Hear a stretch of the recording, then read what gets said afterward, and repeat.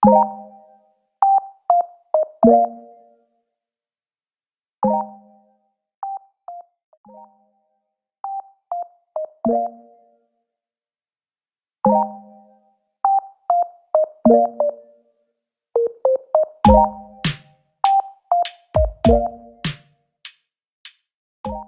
good day guys, sa araw na ito tuturuan ko kayo kung paano mag-assemble ng ating 4 doors locker.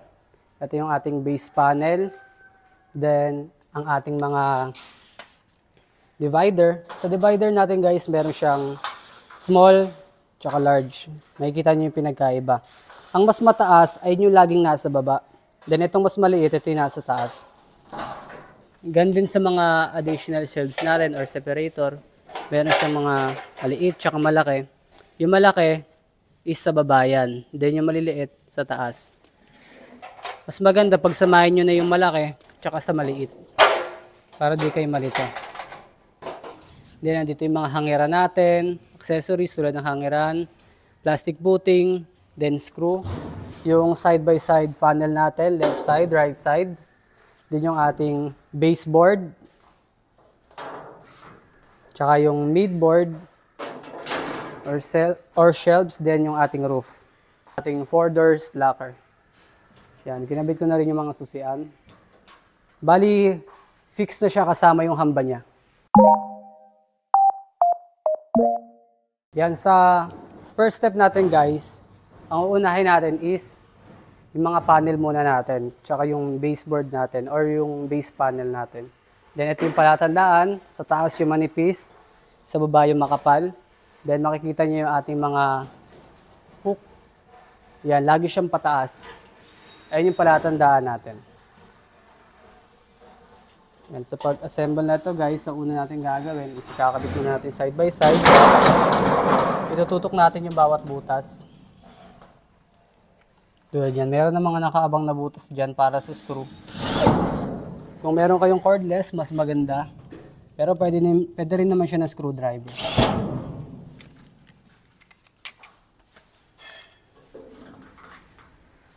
Yan, bali ang una nating screwan is yung sa gitna, then sa baba.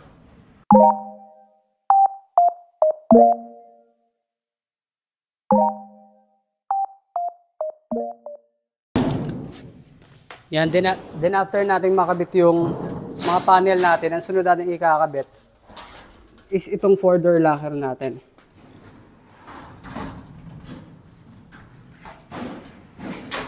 Yan, ipapasok nyo lang siya. Makikita nyo meron siya mga nakaabang dyan sa baba, sa taas. Yan, i-hook nyo lang siya. Side by side, then sa baba. Yan. After natin mapasok tong hamba, sama tong mga pinto. Ang sunod natin gagawin guys is ipapasok natin tong baseboard natin. Yan. Palatandaan guys, meron siyang mga slot dito. Yan.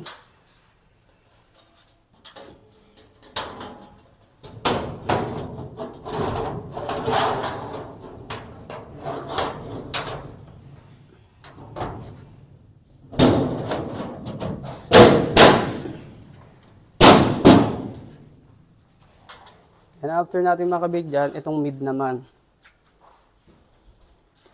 Sa mid guys, makikita nyo, meron siya ditong slot. Ang pinagkaiba niya sa baseboard natin, sa ilalim nun, wala siyang slot na ganito. Yan, ito meron siya. Ilalim, tsaka taas.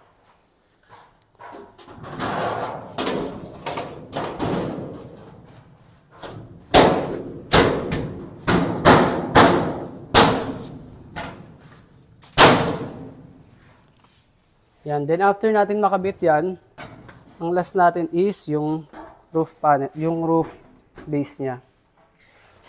Yan, kailangan guys magkakatapat siya. Yung mga ganito niya, laging papunta rito sa right side. Yan. Magagaling to sa taas. Ang pagpasok na ito. Make sure guys na nakapasok siya. Yan. Yan. Tsaka tayo magkakabit ng screw banda sa taas.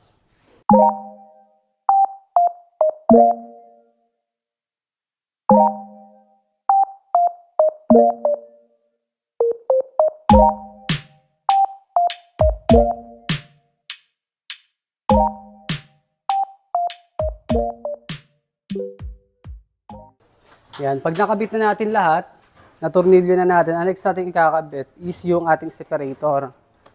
Kung bakit guys, sinabi ko kaganina na hiwalay na natin yung mga parts. Tulad ng maliit at malaki para hindi tayo malito. Yan. Ang una natin ikakabit is yung malaki.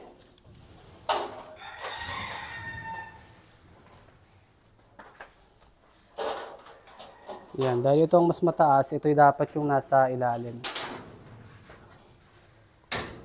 Yan ang pagpasok niyan guys. Pasok nyo muna dito, paloob. Then, hook. Sa ilalim, tsaka sa taas. Then, itong maliit, dito naman siya sa taas.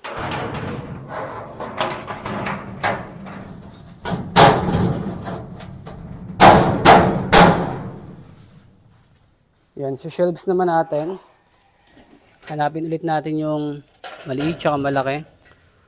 Game, itong mga matataas nating shelf, compare natin dito sa mga to, is mas mataas siya. Kaya itong mas malalapad, dito natin siya ilalagay sa left side. Yan. Taas tsaka baba.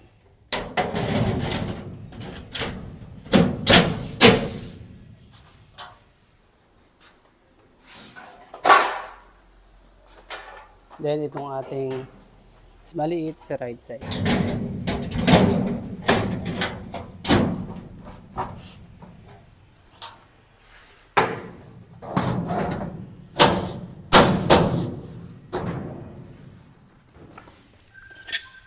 Then, tsaka natin kakabinit ng mga hangiran natin. May kita nyo guys, meron siyang mahaba tsaka maikse. Itong mahaba, dito to sa left side.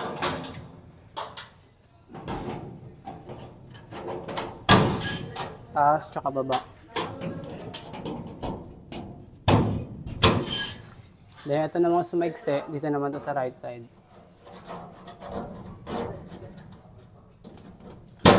Op.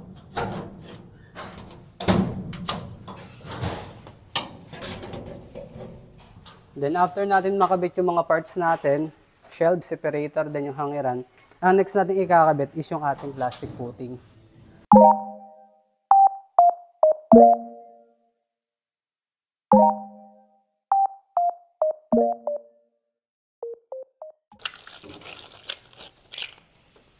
Sa pagkabit ng ating plastic footing guys, unahin muna natin itong nakaabang na screw. Ito, yung butas dyan, unahin muna natin yun. Then makikita nyo guys, meron na siyang mga butas na nakaabang para sa ating plastic footing. Tutok nyo lang.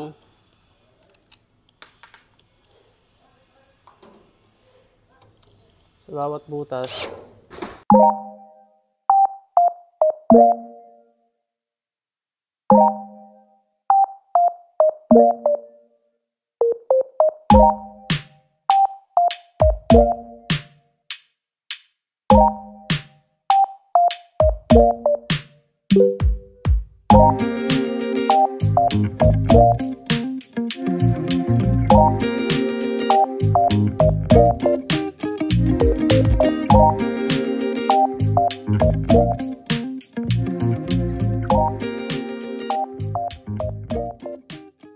Yan guys, makikita nyo na na-assemble na natin yung ating 4 doors locker.